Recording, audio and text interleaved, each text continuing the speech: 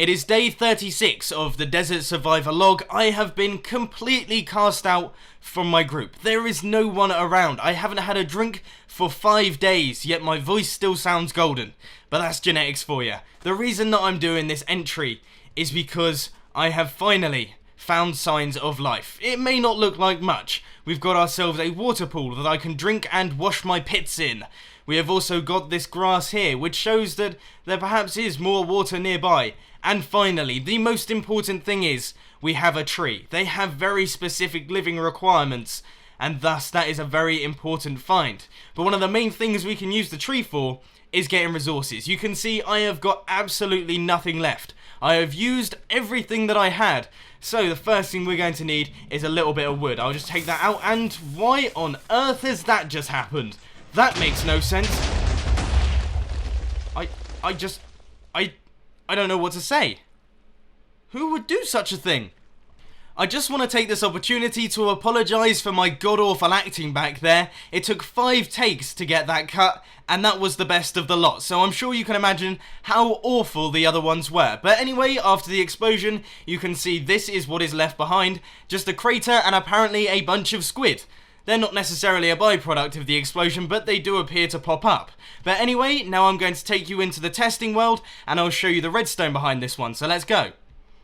And here it is. This is the tree bomb in all of its glory, and as you can see, it's actually fairly simple. The concept itself is very easy to understand. We have got a piston down here that is pushing blocks upwards. Now, as I'm sure most of you are aware, pistons cannot push more than 12 blocks, so this is up at the limit. And even though the piston is being powered, it can't actually extend until someone removes one of these blocks. Then the piston will extend, pushing a redstone power block up into this box of TNT, which will of course ignite, blowing your pants off. And that is it. That is the concept down to a T. So without further ado, let's crack straight on with this tutorial. The first thing that you want to do, and this may sound a little bit self-explanatory, but it is to get yourself a tree, and then you want to count how many blocks are in it. So my tree here is 8 blocks tall, and then we count the ground level as well, so it is 9 blocks in total, and that is going to come in handy for doing the little piston mechanism down at the bottom, because we're going to need that number so that we can calculate how many blocks our piston is going to need to push. As I just mentioned, my tree is 9 blocks tall, including the ground level. I have no clue how big your one is, so we're going to have to do a bit of calculating. What you want to do is take the height of your tree, including the ground level, away from 13. So 13 minus 9 is 4, so we want to go down below and place 1, 2, 3, 4 blocks, and then go a couple more down, just so we can place this regular piston facing upwards, and then you'll see when we flick this lever here, nothing happens. This piston cannot push upwards.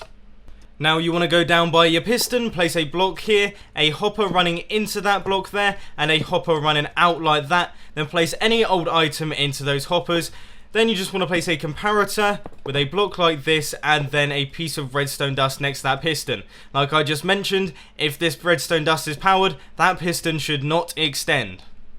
And finally, the last thing that you want to do is place a redstone power block like that and run a ring of blocks around it, and then put your TNT in. Now I'm going to be using 8 blocks per row, which means that we have in total 16 pieces of TNT. However, you could make that as big or as small as you wanted to. It depends how mean you are feeling.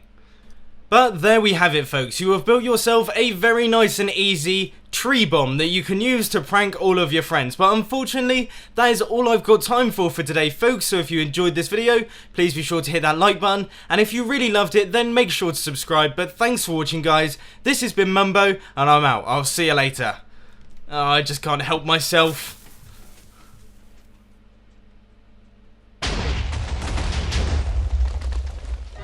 Bye.